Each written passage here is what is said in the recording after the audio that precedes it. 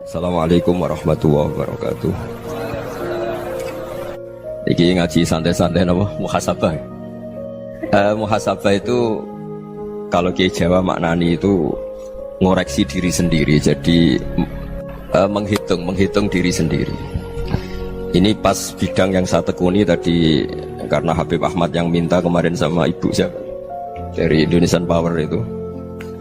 Ibu Lia, saya turutin sekaligus saya sambil belajar terus tentang muhasabah. Dalam konteks Indonesia, muhasabah itu sudah jadi perilaku ya.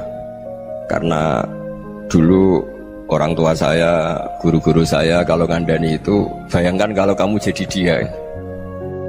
Jadi misalnya kita mentang-mentang atasan, otoriter sama bawahan. Bayangkan kalau kamu jadi yang bawahan itu kayak apa? Laukun tamakanah, kalau orang Arab bilang, bayangkan kalau kamu di posisi dia.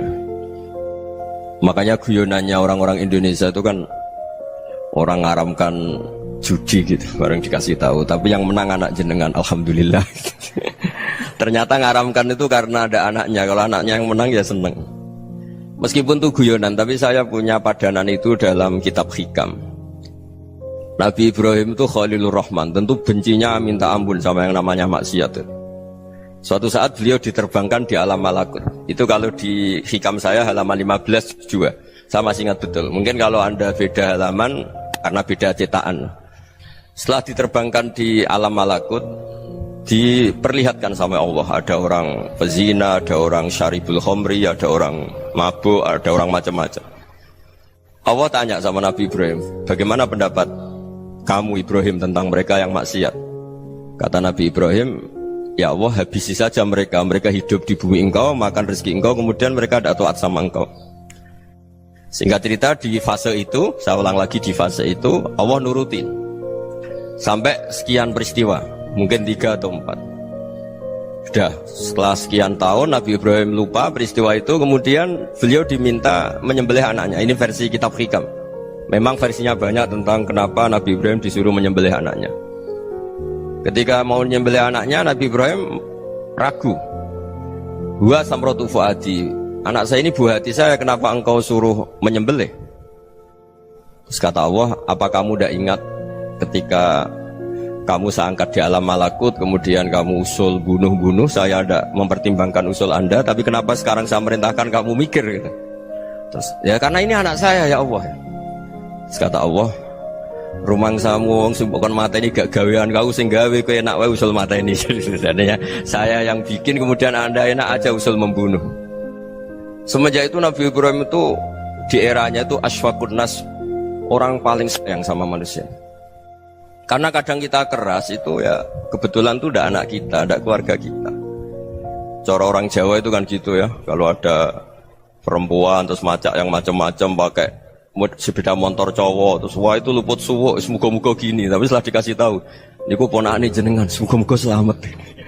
Jadi jangan-jangan kemarin ahli ma'asi itu kebetulan tuh tidak keluarga kita. Kalau keluarga kita yang pernah salah pada kita, semangat kita mintakan maaf. Jangan-jangan kita didikte hukum sosial gitu. Jadi orang yang salah, kebetulan tuh orang yang menservis kita. Atau keluarga kita, atau orang dekat kita, jangan-jangan semangat kita mintakan ampun. Tapi kalau sama orang lain, kebetulan musuh kita semangatnya minta itu kena azab. Nah ini yang nggak boleh dalam Islam. Islam mengajarkan niru Rasulullah SAW, Nabi itu rahmatal lil alamin.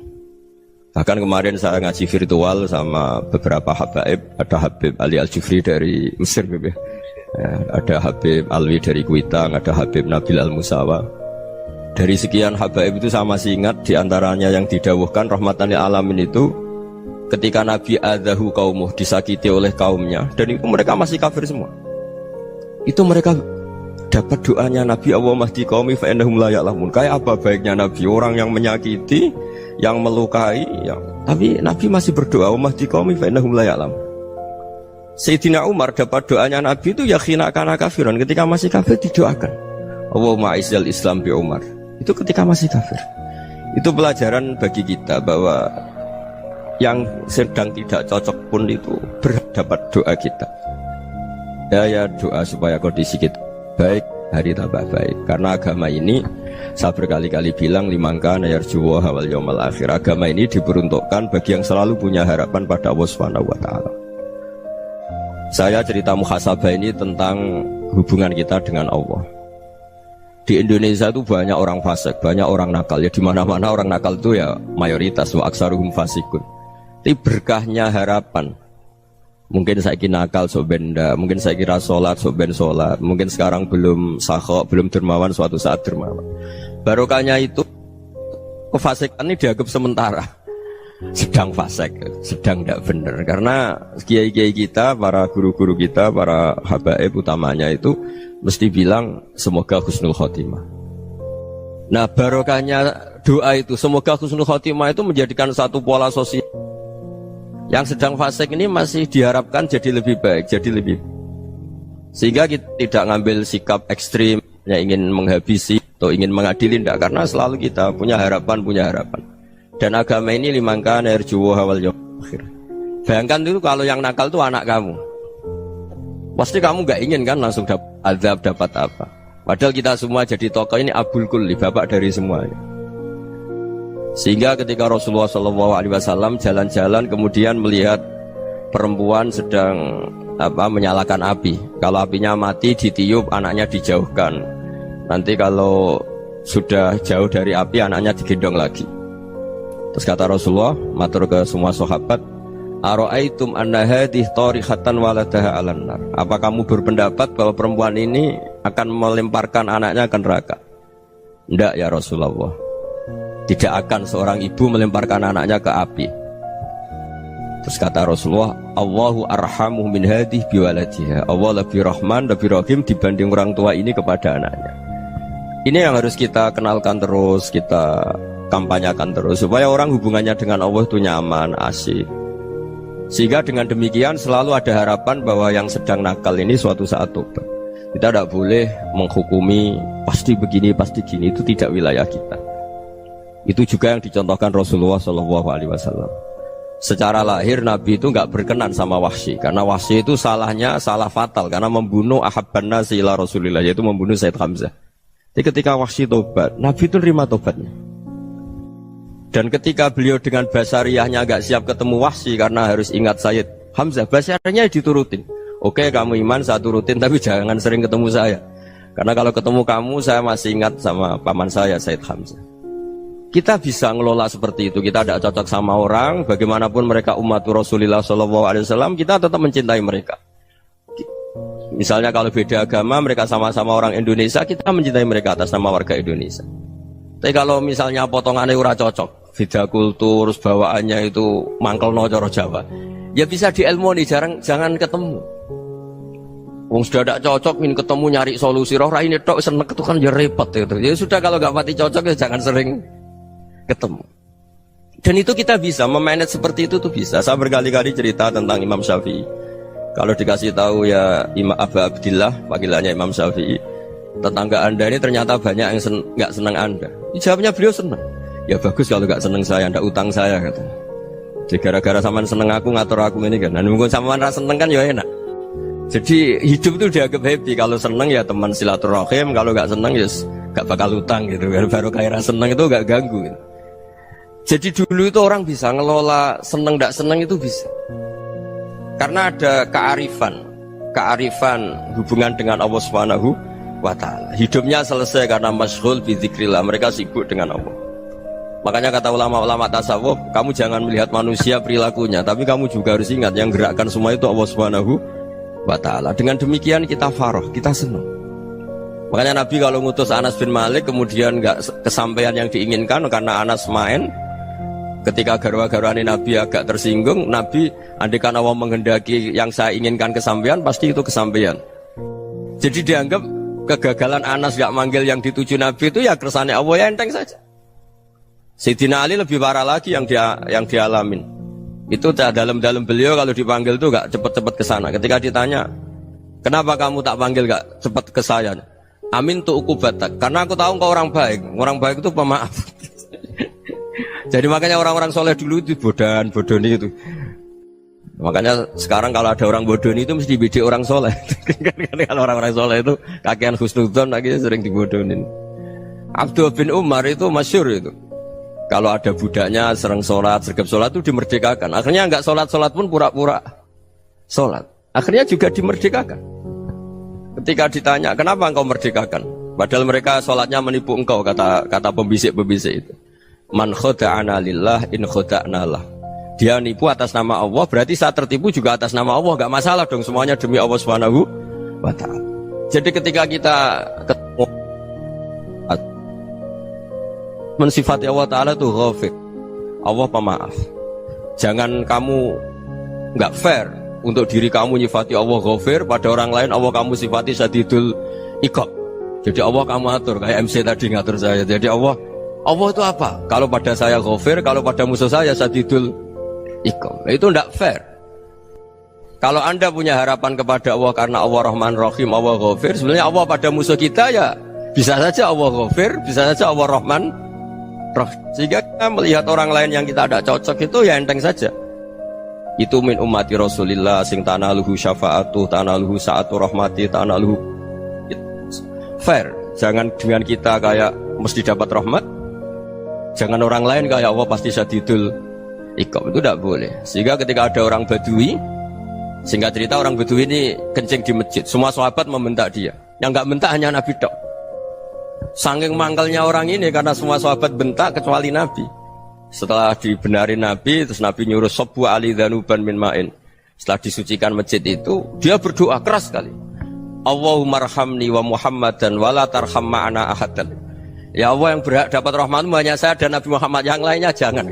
Karena yang lainnya itu jengkelin, gitu aja saya salah dimarah-marahin gitu. Jadi kalau kamu doa terbatas ya kayak orang Bedui ini, kayak orang Arabi. Apa kata Nabi? Laqad tahajjarta wasi'an. Allah yang rahmatnya luas menjadi kamu sempitkan. Karena kamu mau atur Allah hanya Rahman pada Indonesian Power, pada NU, pada kita, yang orang lain nggak perlu dapat. Itu kan kasihan Islam, karena Islam terus nggak dimiliki semua orang. Allah tidak dimiliki semua orang, Rasulullah nggak dimiliki semua orang, karena dipek NU, dipek ormas tertentu, dipek nggak boleh seperti itu. Nggak boleh takhasyar tawasian, kata Nabi, tidak boleh mempersempit zat yang rahmatnya itu luas. Ini semoga etika ini kita pakai di Indonesia. Yang sedang fase kita harapkan lebih baik, yang sedang nggak dapat hidayah kita doakan dapat apa? Hidayah. Masyhur kan, makanya tadi saya mohon sama Habib Ali supaya Habib Ahmad supaya tetap mahalul qiyam tabaruk sama Habib Ali. Di antara doa-doa di Simtud Duror masyhur itu antuqa bilal mudhniba minnah bil ghufran wal musi'a bil ihsan. Jadi harapannya para habaib, para orang-orang baik dulu ya, semoga yang dosa itu dimaafkan, yang sedang salah dibuka, bikin lebih baik. Nabi itu tugasnya juga gitu. Wastaghfir li dzambika walil mu'minina wal mu'minat. Nabi itu tugasnya juga memintakan ampun yang sedang salah. Nah ini cobalah jadi etika kita, muhasabah kita. Jadi muhasabah itu cara berpikir kita set, kita pikir ulang. Ternyata semangatnya seorang Nabi itu wastaghfir li dzambika walil mu'minun. Semangatnya itu memintakan ampun. Orang ahli tafsir tahu semua kalau Nabi itu tidak mungkin dosa. Jadi itu khitabun Nabi wa urida bihi ummatu, itu khitab Nabi, tapi yang dimaksud itu umatnya, karena Nabi tidak akan mengalami dzambun, tidak akan mengalami dosa. Sekarang enggak, kadang-kadang kita ini kalau orang lain salah itu semangat. Kalau di perusahaan ada teman salah, apalagi pimpinan salah itu seneng, barokahnya salah bisa ganti kan gitu. Ya, jadi kalau mungkin di dunia tokoh juga gitu, barokahnya ada tokoh salah, kita yang jadi populer sendiri, tidak boleh seperti itu. Kita harus salimus sodri di jami'il muslimin. Jadi ini harus dilatih. Saya tadi matur sama Habib Ahmad, latihan kita jadi hidup. Nabi itu kalau resep jadi wali itu kata Nabi gampang. Kata Nabi, kalau kamu ingin disenangin Allah, ya sudah. Kalau kamu asbahta wa amseta gini-gini, perasaan kamu, kata Nabi, jangan punya perasaan ghil sama orang muslimin. Itu sudah wadzalika min sunnati. Makanya Nabi ngendikan la yablughni ahadun an ahadin syai'an. Ada yang baca la yuballighni ahadun an ahadin syai'an. Seseorang jangan melaporkan ke saya tentang salahnya yang lain. Fa inni akhruju ilaikum wa ana salimus sadri. Karena saya ingin ketemu sampean semua dalam keadaan salimus sadri, tidak punya perasaan apa-apa. Karena kalau nurutin membisik, nurutin informasi itu ya repot, karena orang pasti sepihak. Ada kiai yang top datang ke kampung-kampung ning desa-desa, kata yang seneng itu punya akhlak. Wah itu bagus orang besar datang ke kampung-kampung. Kata yang nggak seneng, Oh itu jobnya kiai kecil kok diambil, itu kan ya kasihan itu kan sudut pandang. Makanya saya sering bilang akal kita ini cukup untuk mentasdik Rasulullah SAW. Meskipun perasaan kita kadang orang Jawa itu beda. Saya berkali-kali bilang sama peneliti dari Jogja, kenapa sih Gus para nabi itu kok poligami istrinya banyak? Nabi Dawud katanya itu berapa? Nabi Sulaiman malah jumlahnya agak terbatas ini. Nabi Muhammad itu paling sedikit. Saya tanya gini, perempuan itu orang lemah, jadi kalau nolong orang satu gimana baik, kalau nolong orang dua ya lebih baik, ya sudah kira-kira seperti itu. Paling tidak akal kita masih tahu kalau orang baik itu kan mesti baik, nolong orang satu baik, nolong orang dua ya lebih baik, nolong orang tiga lebih baik. Tapi kalau kamu orang nggak baik, satu saja kamu terlantarin, kamu miskinkan, kamu ya tinggal diukur kan. Kalau orang baik nambah baik, tapi kalau orang buruk tambah buruk. Nah itu akal. Akal kita bisa menganalisis kenapa sih nikah itu ada yang poligami, ada yang enggak. Sudah ukur saja diri kamu. Misalnya kayak saya elek keriting, rabi terus, memperbanyak wong elek. Orang perilaku netok raine dadi elek kabeh. Gitu. Tapi nak kowe ku ganteng, alim, ganteng, sugih. Anake ganteng-ganteng, berhubung kowe saleh ahli swarga kabeh. Mertua yo bangga karena karir kamu meyakinkan. Ini mertua kamu aja gak bangga mau nambah. Ipar gak bangga, mertua gak bangga, desa kamu yang kamu wayai juga gak beda dengan Nabi ketika nikah Juwairiyah itu gak ada pernikahan sebarokah Nabi dengan Juwairiyah itu Azharu Rasulillah. Di situ habis perang banyak tawanan gara-gara jadi besanya Nabi langsung dibebaskan semua karena Azharu Rasulillah. Sekarang besanya Kanjeng Nabi. Dulu Abu Sufyan mangkalnya bukan main sama Nabi gara-gara putrinya dinikah terus langsung jadi. Kalau kamu kan enggak, nikah satu, nikah lagi, satu kampung musuhi kamu karena istri pertama ya cemburu, yang kedua agak bangga. Wah itu selesai itu di dunia wal akhirah. Maksud saya nganalisis Islam itu harus pakai akal. Dan akal yang dipakai, ini saya bawa ke kitab Ihya, adalah pikiran-pikiran para ulama. Makanya ketika Imam Ghazali ketika ditanya fakaifa bi muslimin fasikin asawwaha fi jami'i amri, kalau kalian ketemu orang fasik, orang Islam tapi fasik, perilakunya nggak ada yang benar. Kata Imam Ghazali jawabnya lucu, aneh. Mamin muslimin illa wa islamuhu ta'ah. Tidak ada orang Islam kecuali dia mau Islam, membenarkan Allah dan Rasul itu sudah taatnya dia. Kok kamu tidak bisa melihat taatnya dia? Dia pikirannya kan ini pemabuk, ini tukang apa. Tapi kata Imam Ghazali, sebenarnya kamu masih bisa berpikir positif. Mamin muslimin illa wa islamuhu ta'ah. Tidak ada seseorang Islam ketika dia milih Islam itu pasti ada taatnya, yaitu tasdik pada Allah dan tasdik kepada Rasulullah SAW. Jadi dengan pola seperti itu, maka di antara guru-guru kita yang modern ya di era Mbah Maimun, di sini ada Habib Ahmad. Habib Salim syair yang sering dibaca beliau adalah ada orang munajat sama Allah, ini cerita munajat. Itu orang itu ngendikan gini, ana muznibun, ana mukhtiun, ana asi, huwa rahimun, huwa ghafirun, huwa afi. Ya Allah, saya mukhti, saya orang yang salah. Ana muznib, saya orang yang dosa. Ana asin, saya sering maksiat. Tapi engkau ya Allah, engkau ghafir, pemaaf. Engkau rahim, maha pengasih. Engkau afin, yang mudah memaafkan. Kata orang ini, ya agak kurang ajar, tapi saking senengnya sama Allah. Qobal tuhunna salasatan bisalasat. Ya gini saja ya Allah, sifat engkau diadu dengan sifat saya. Engkau Tuhan, Gusti, nggak boleh kalah katanya. Terus wasatah liban ausofu ausofi, dan kau pasti pemenangnya gitu. Jadi ada orang rayu Allah dengan cara seperti itu ya ada ya. Saya ini manusia, salah saya banyak. Engkau ampunannya banyak. Engkau Tuhan, Gusti, nggak boleh ampunan Anda, ampunan engkau kalah dengan salah saya. Nggak boleh Tuhan kok kalah. Jadi untuk supaya orang punya harapan gitu. Banyak juga wali-wali yang jadab ketika datang ke makam Rasulullah SAW. Itu kalau dongo ya agak kacau sebetulnya, cara syariat agak kacau. Ya Allah, engkau punya dua pilihan. Jika engkau menjadikan saya soleh, surah habibu, yang senang kekasihmu, yaitu Rasulullah SAW. Tapi jika engkau menjadikan saya fasik, surah aduh, yang senang itu setan. Monggo jenengan mau menyenangkan kekasih jenengan, mau menyenangkan musuh jenengan, monggo. Jenengan bebas kok memilih. Nah, mestinya Allah ya senang menyenangkan kekasihnya. Jadi ya, intinya Allah dipaksa untuk menjadikan dia orang soleh gitu. Jadi kayak kemarin itu Pak Gus siapa yang kesini itu. kuliah ke sini itu sama Habib Ahmad. Saya pertama nggak mau, lama-lama Habib Ahmad. Ini gimana Gus? Orang taunya saya dekat jenengan, kalau nggak kasil saya waduh. Ini kayak doanya wali yang tadi. Nggak punya pilihan, nggak ada pilihan ini. Jadi saya mohon muhasabah itu dimulai cara berpikir.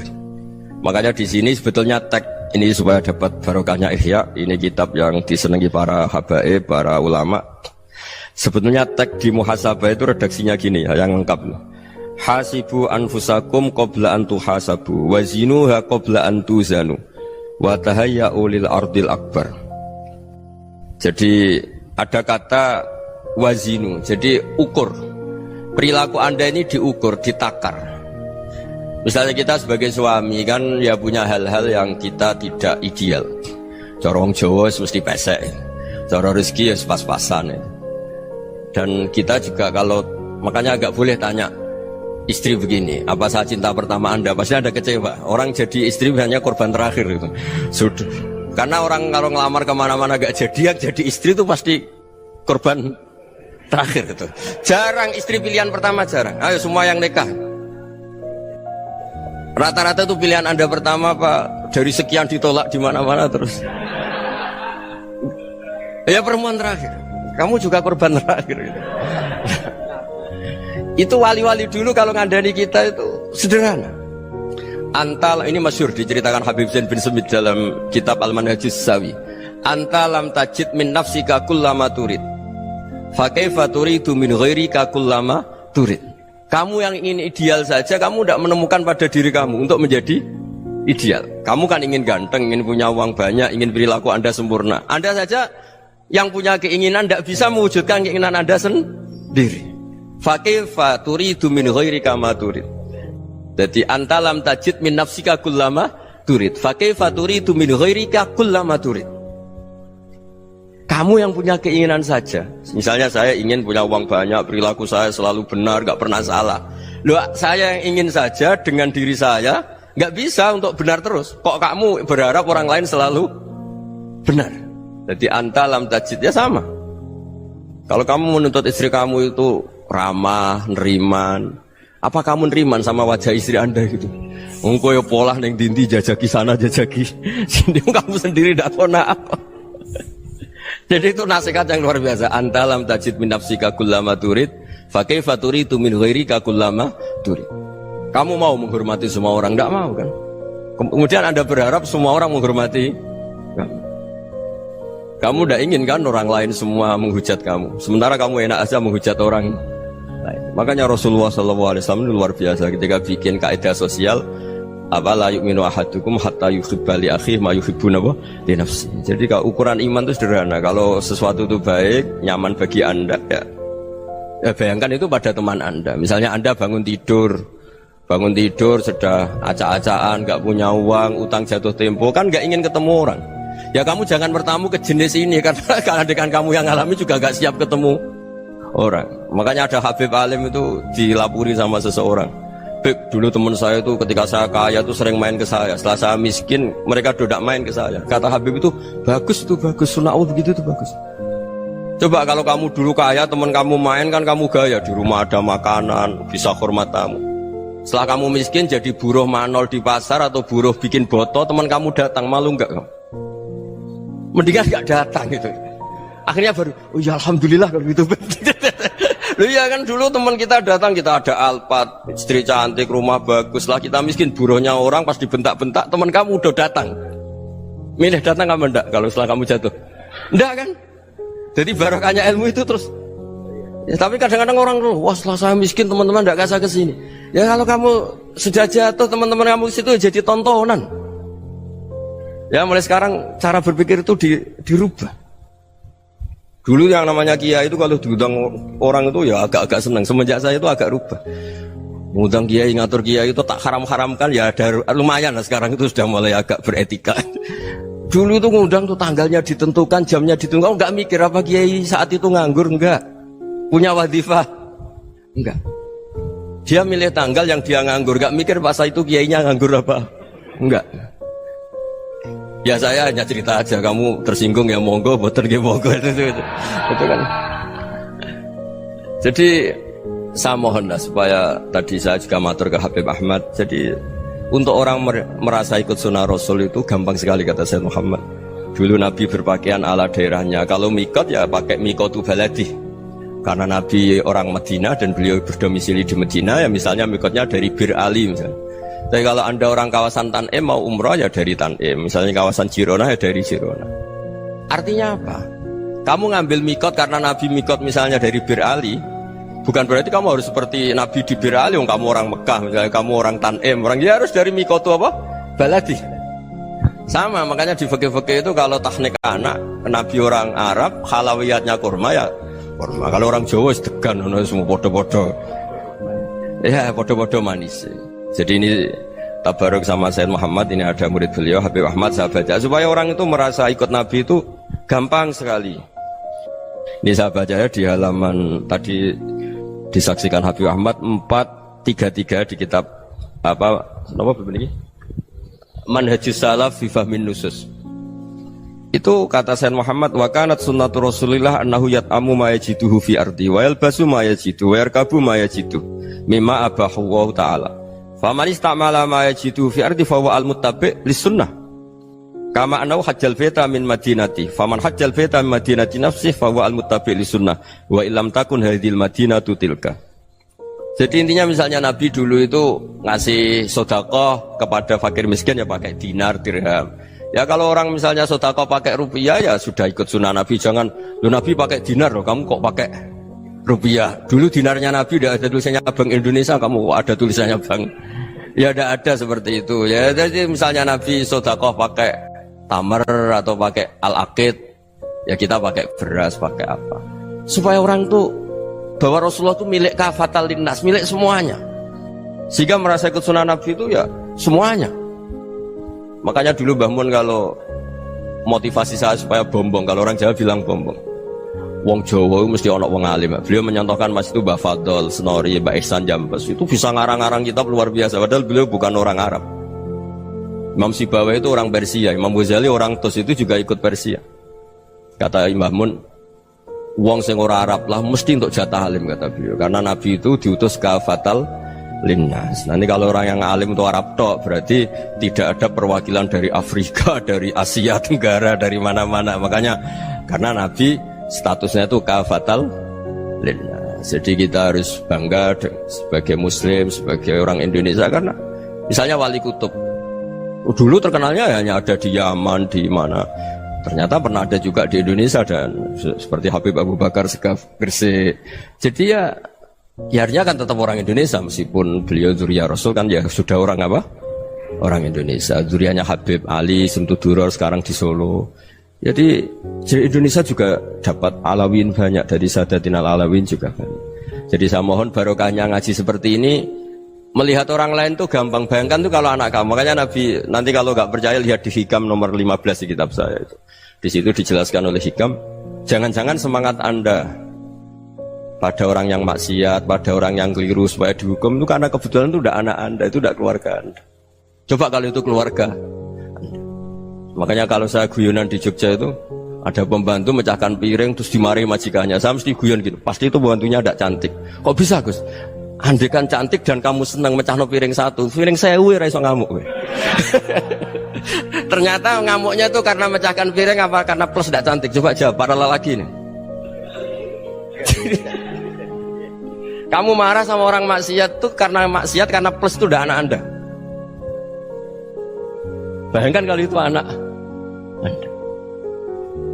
Itu hebatnya Rasulullah SAW.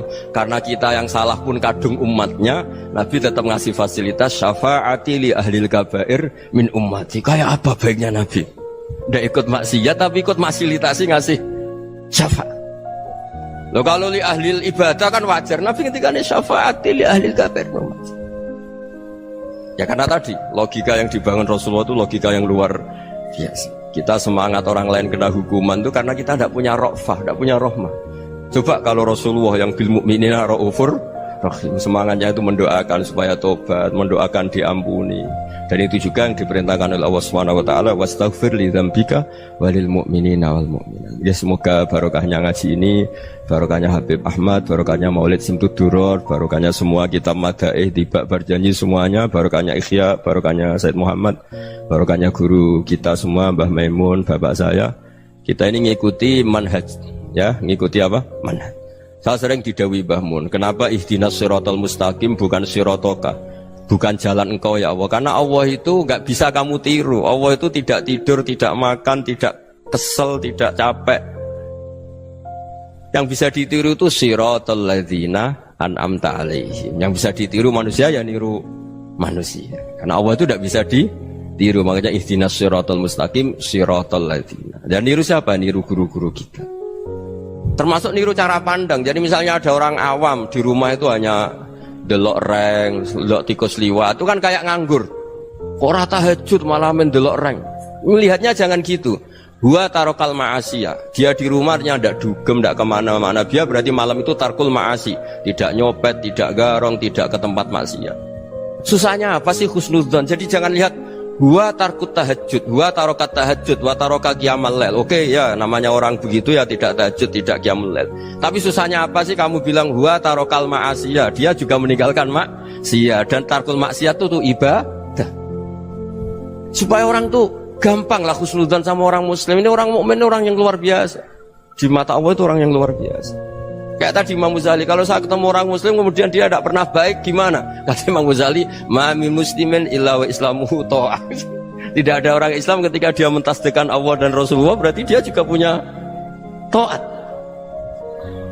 Ya ini latihan saja, sing iso nglakoni Habib Ahmad kula namung cerita mawon. Kula cerita secara akademik, saya punya kitab, saya baca, dan alhamdulillah kita paham barokahnya para guru, dan supaya terbiasalah. Sebaik-baiknya ibadah husnudzoni billah wa husnudzoni bil mu'min. Soal tidak cocok ya diilmoni tadi ya, namanya nggak cocok ya jangan sering ketemu. Seperti Rasulullah SAW, beliau karena sangat mencintai Said Hamzah, ketemu orang yang pernah begitu sama Said Hamzah ya beliau secara basyariah tidak siap. Tapi beliau secara cara bahasa sekarang, secara profesional, kalau beliau seorang nabi dan harus menerima tobatnya siapapun ya diterima. Saya meskipun dengan A, B gak cocok karena dia begini-begini sama saya, tapi saya ingat dia sholat, dia baca sholawat, dia mencintai Rasulullah, ya kita hormat. Ya soal gak cocok ya di manage tadi ya, zurhiban tasdid huban. Kalau gak pati cocok ya jangan sering ketemu, bawaannya enak nanti. Ya semuanya itu diilmoni lah. Makanya ngendikane Ma'ruf Al-Qurhi ada yang baca Al-Kharqi, mangqala fil yaumi salasa marrat wa marham umat Muhammad kutiba minal abdal. Karena semangat mencintai siapapun satu hari sering baca marham umat Muhammad wa ma asli umat Muhammad wa ma tajawaz an umati Muhammad, itu mesti kutiba minal abdal. Dia pasti termasuk wali abdal. Maksudnya semangat mencintai ya dilatih lah. Misalnya Indonesia Power atau PLN, andai kan tidak ada PLN tuh kayak apa? Orang nggak bisa ngaji, nggak bisa aktivitas. Ya barokahnya ada PLN, barokahnya jasanya. Kita sadar, tidak semua kebaikan kita ini memenuhi keinginan orang banyak. Gitu. Orang banyak ingin listrik, ingin saluran apa, dan itu kadang yang mewujudkan orang lain atau kelompok lain. Ya karena itu manfaat ke orang lain ya kita doakan. Karena khairunas anfa'uhum linnas. Sehingga kita terbiasalah ngakui orang lain. Seperti semangatnya Rasulullah SAW, semuanya itu didoakan, semuanya diinginkan kebaikannya. Bahkan Nabi gak putus asa sampai di akhirat. Ketika Nabi lain sudah putus asa karena sudah akhirat, sampai dimintai syafaat semuanya bilang nafsi, nafsi. Karena merasa semuanya gak punya nyali di depan Allah. Karena ini sudah akhirat, sudah finish. Tapi apa Rasulullah? Analah. Ya sudah, saya sanggup mensyafaati kalian. Terus kata Nabi, fa'atiyal arsya. Saya mendatangi aras fa'akhirru lahu sajidan, saya sujud wa ahmaduhu bima hamida 'allamaniha rabbi. Kemudian saya tetap muji Allah dengan pujian yang terus menerus. Padahal sudah di akhirat, sudah finish. Nabi dimintai syafaat masih sanggup karena Nabi tahu akhirat tidak bisa mendikte Allah, tidak bisa. Allah terus bilang, "Ya Allah, ini akhirat loh, engkau sudah tidak boleh mensyafaat." Tidak bisa. Allah tidak bisa diganggu akhirat. Allah tidak boleh dibatalkan rahmannya oleh akhirat. Allah tetap Rahman Rahim abadal abad. Dan Nabi tahu itu. Makanya kata para ulama, fa Muhammadun ahmadu min ghairihi. Jadi Nabi Muhammad namanya dua, yang terkenal. Sebenarnya banyak yang terkenal dua, Muhammad sama Ahmad. Ketika Nabi punya nyali memuji Allah di akhir akhirat atau sudah di akhirat itu fa Muhammadun ahmadu min ghairi. Ketika Nabi lain sudah tidak punya nyali muji Allah karena sudah akhirat, Nabi Muhammad tetap berani muji Allah di saat seperti itu. Makanya ahmadu di situ kata ulama itu af'al tafdil, fa Muhammadun ahmadu min ghairi. Kanjeng Nabi lebih memuji Allah di saat yang Nabi lain sudah tidak punya nyali untuk muji Allah di saat itu. Makanya kata Nabi fa akhiru lahu sajidan wa ahmaduhu bi mahamida 'allamaniha rabbi. Akhirnya setelah lama gitu terus Allah ngendikan ya Muhammad irfa' ra'sak wasal tu'tah wasfa' tusyaffa. Sudah Muhammad, angkat kepala kamu, kamu minta apa saya turutin, dan kalau kamu ingin mensyafaati umatmu saya beri hak apa? Syafaat. Nah, semoga semangat itu juga menjadikan kita munajat bahwa rahmat Allah tidak terbatas, harapan juga tidak terbatas. Mungkin yang sedang nakal ya kita katakan sedang, jangan terus kamu pastikan wah ini mesti su'ul khotimah, mesti tidak orang baik. Tidak, agama ini liman kana yarju wal yaumal akhir, selalu bagi yang punya harapan. Ya, mugi-mugi dapat barokah semua. Mantu dengan kata wassalamualaikum warahmatullahi wabarakatuh.